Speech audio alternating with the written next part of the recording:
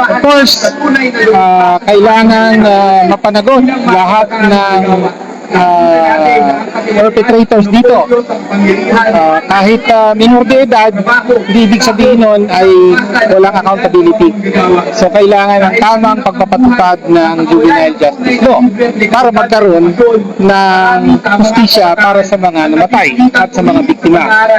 Pangalawa, kailangan suriin at singilin ang mga kakulangan ng ating mga paaralan.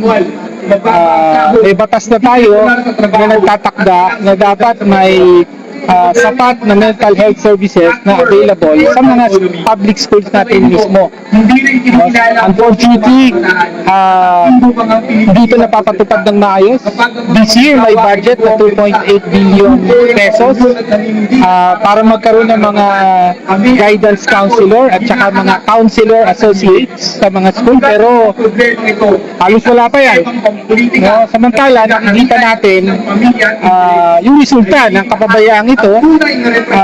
Maraming mga estudyante, pati mga teachers ay dumaranas ng mental health problems, kailangan ng tulong at paaralan ng isang institusyon na tinatakda ng batas na pwedeng magbigay ng tulong ngunit hindi ito nagagampanan.